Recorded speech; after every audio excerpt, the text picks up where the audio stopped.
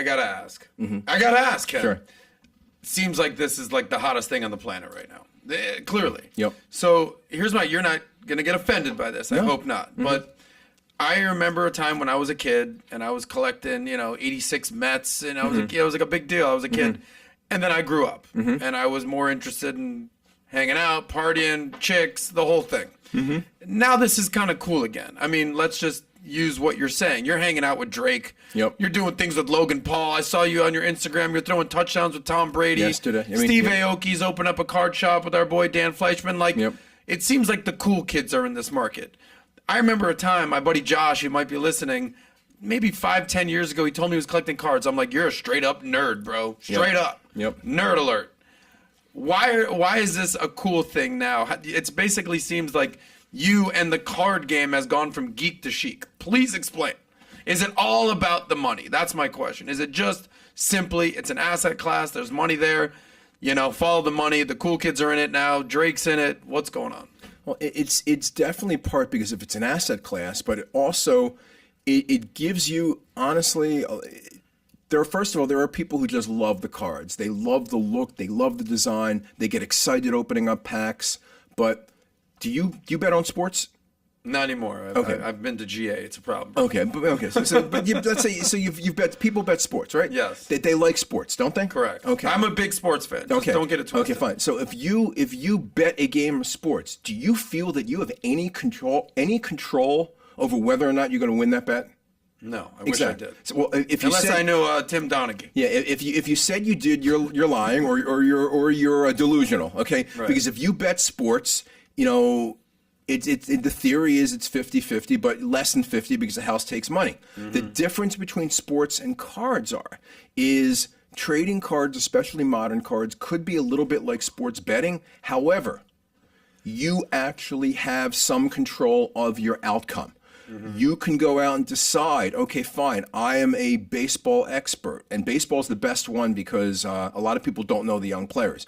I can go out, I read the scouting reports. I know information about this guy. I can put money into him. If you know a basketball player, let's say you went to University of Kentucky, okay? And let's say you saw Tyrese Maxey. And Tyrese Maxey went way lower than he should have in the draft when the Sixers got him in the 20s. And you put money on Tyrese Maxey when he was, some of his cards were $50 or $20 or $500. Those cards have about 10 to 30x'd since he was drafted.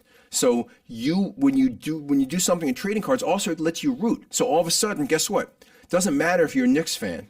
You own a bunch of Tyrese Maxey cards, you're a 76er fan, and you want Tyrese Maxey to do well. So it's like sports betting. However, it lets you have more direction, it lets you have more control, and it lets you use your expertise a lot more than betting a single game. Okay, that's a very good way of explaining it. And having a fluke tip ball, run back for a touchdown, something like that. So that is part of the reason. Part of the reason is an alternative asset class. The other part of the reason is that breaking cards has become entertainment. I was breaking a box of cards with Drake, and I had hundreds of thousands of people watching. I broke a box of Pokemon cards with Logan Paul. Over 10 million people have seen that video on YouTube. So all of those things have transformed. And when you look at a company like Fanatics, I mean, here you take a company that had no sales, no history of sales, no employees, and when they initially went out to take investments, I think they got a $4 billion valuation. So that shows you what the market thinks, and they have so much money invested, and they have tentacles everywhere. So they're going to have the players promoting the cards. The leagues now own a piece of the company. So you're going to have the leagues promoting it, and you're going to have commercials. You're going to have all these things, which is why I like everything that's out of print, because the theory is if you 5x the market or 10x the market, guess what they have to do? They have to print more product, right? They've got to make more product in 2023, 24, 25, 26. So I'm going back 2019 and earlier, and that's the type of stuff I'm buying, because if they are going to bring all these new people into the marketplace, they're going to want to buy something, that was pre-2024, right? If you enjoyed this short clip, click over here to watch another short clip. And if you want to watch the entire episode, the entire podcast, click here.